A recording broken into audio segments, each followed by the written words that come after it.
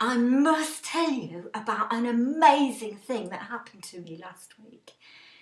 I was with the 11 disciples of Jesus, and his mother Mary was there, and his brothers, and some other men, and some of us women. Actually, it must have been about 120 of us there gathered together. And some of us had seen, in fact, most of us had seen Jesus alive since he died that horrible death and was buried in the tomb. And then we were all there when he rose up to heaven.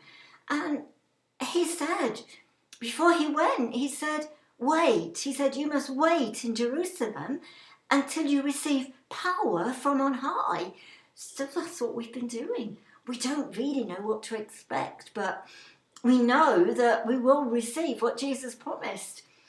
And so we've been meeting in the temple together and praising God, and we've been meeting in this room. It's a bit of a squash, but we don't mind because we just want to be together.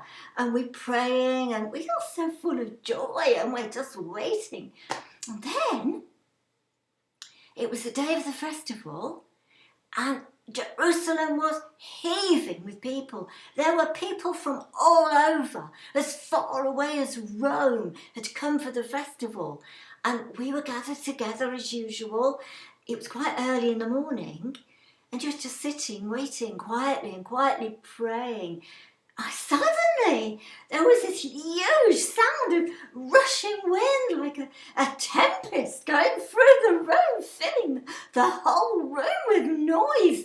And we were a bit scared, and where is it coming from? And it was coming from heaven.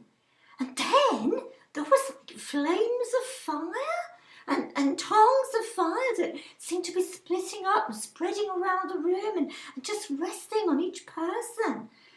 It was the Holy Spirit. This is what Jesus had promised. It was happening.